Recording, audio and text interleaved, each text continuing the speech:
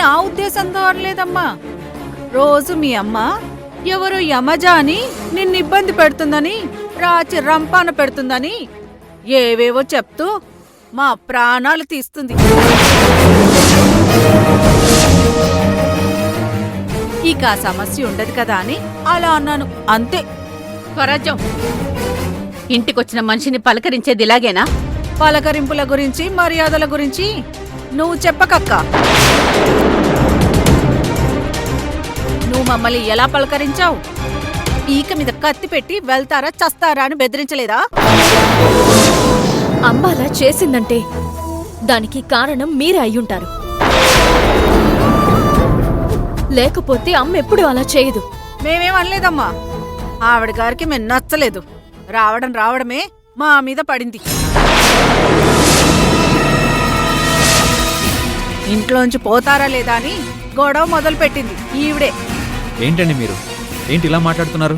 ఓహోహో, తమరేనా ఈ కావేరి భర్త? నీ పనే బాగుందయ్యా. గతం మర్చిపోయినప్పుడు ఒక భార్య, గుర్తొచ్చాక ఇంకో భార్య. ఏమైనా అదృష్టవంతుడిలే. నోర్మోయ్!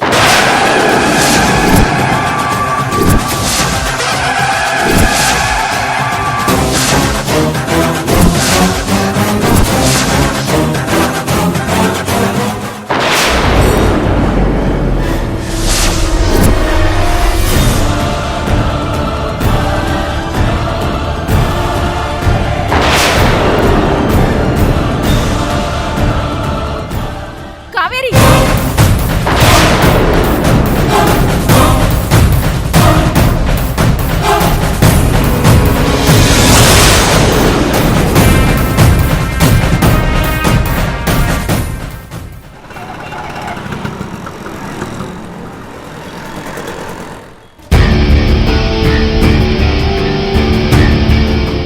ఏంటి కావేరి, ఏమైంది? స్నేహ, ఇవిడి గారు అమ్మని, అర్జున్ బాబుని నాన్న మాటలంటుంది. ఇలాంటి వాళ్ళు ఇంట్లో ఉండడానికి వీల్లేదు.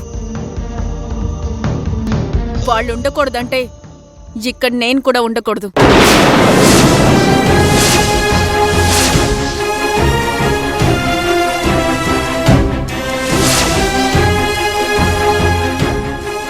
వాళ్ళు ఉండకూడదని ఇంతవరకు మీ అమ్మ గొడవ చేసింది. ఇప్పుడు నువ్వు మొదలు పెట్టావా? ఏంటి? మీ అమ్మ? తను మీ అమ్మ కాదు, నా అమ్మ అని ఎన్నోసార్లు అన్నా. ఇప్పుడు కొత్తగా మీ అమ్మ అంటున్నా. మీ అమ్మ చేసే పనులు అలా ఉన్నాయి మరి.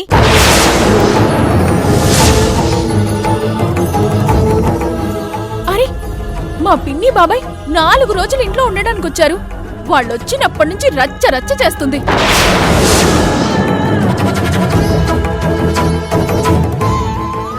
వాళ్ళ ఇంట్లో నుంచి వెళ్ళకపోతే చంపేస్తానని కూడా బెదిరిస్తుంది.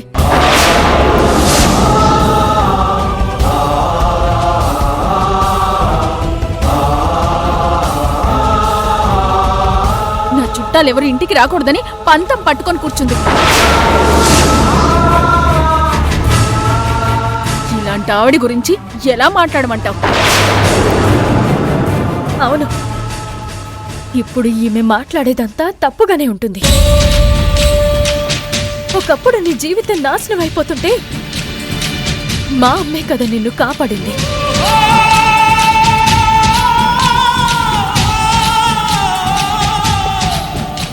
అవన్నీ మర్చిపోయావు. ఇప్పుడు సడన్ గా మా అమ్మ చెడ్డదైంది, మీ చుట్టాలు మంచి వాళ్ళు అయిపోయారు. అలాంటి మాటలు నేను కూడా మాట్లాడగలను. ఒకప్పుడు మీ అమ్మ పోలీస్ స్టేషన్లో ఉంటే పెళ్లి కాకపోయినా మీ ఇంటికొచ్చి మీ ఇల్లంతా చూసుకుంది నేను. ఆ రోజు మా అమ్మ అక్క ఎంత చెప్పినా నేను వినలేదు. అదేనమ్మా వీళ్ళకు లోకువా.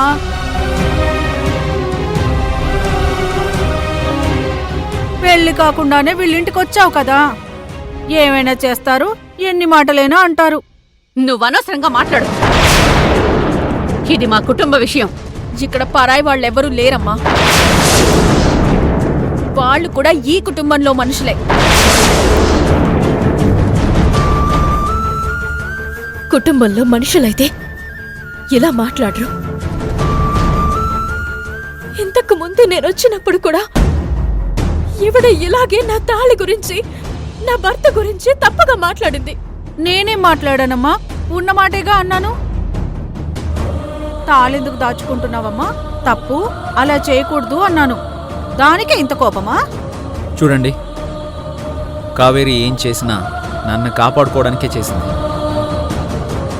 తన్ను మీరు తప్పుగా అనుకోకండి. ఎన్నిసార్లు అర్జున్ బాబు, ఎన్నిసార్లు నువ్వు కావేరీని డిఫెన్స్ లోకి నెట్టేస్తావు? తనని తాను కాపాడుకోవడానికి ఈవిడగారు నానా ప్రయత్నాలు చేస్తుంది. తను పడేది సరిపోదన్నట్టు మా ఆయన్ని కూడా ఇందులోకి లాగుతుంది. ఆయన గారి వెనకాల నేను కూడా పరిగెత్తాల్సి వస్తుంది. మొత్తం ఫ్యామిలీ నీ వల్లే ఇబ్బంది పడుతుంది. స్నేహ, ఇంకొకసారి అర్జున్ బాబు గురించి తప్పుగా మాట్లాడితే నిన్ను క్షమించను. నేను మాట్లాడేదేంటి? లోకమే నీ భర్త గురించి మాట్లాడుతుంది.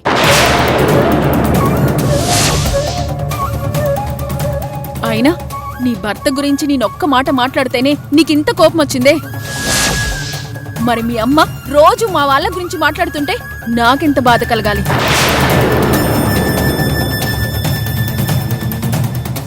సరే, ఎంత దూరం వచ్చాక మా అమ్మ ఇక్కడ ఉండాల్సిన అవసరం లేదు.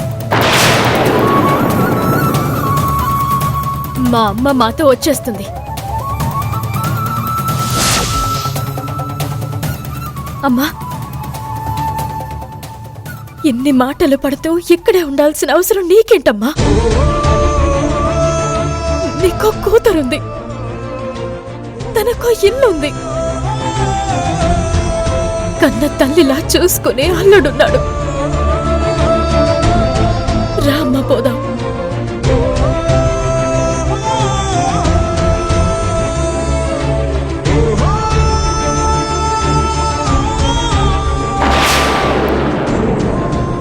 రండత్తయ్య, మా ఇంటికి వెళ్దాం.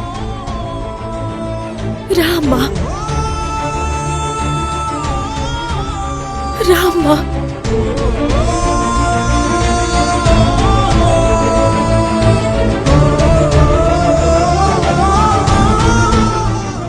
వీలైనంత త్వరలో ఈ ఇంటిని నా సొంతం చేసుకుంటాను. స్నేహ మెడలో ఉరితాడు, నా కూతురి మెడలో పసుపుతాడు లైన్గా పడతాయి.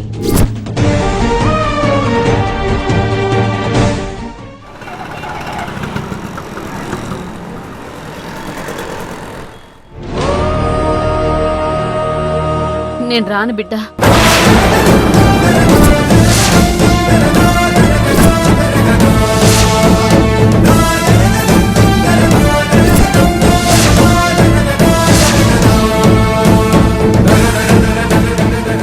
ఇది నా ఇల్లు, నా శివ ఇల్లు. నేను శివనెప్పుడూ మేనల్లుడుగా చూడలేదు. తను నా కొడుకు. వాణ్ణి విడిచి నేను రాను. నేను ఇక్కడే ఉంటాను.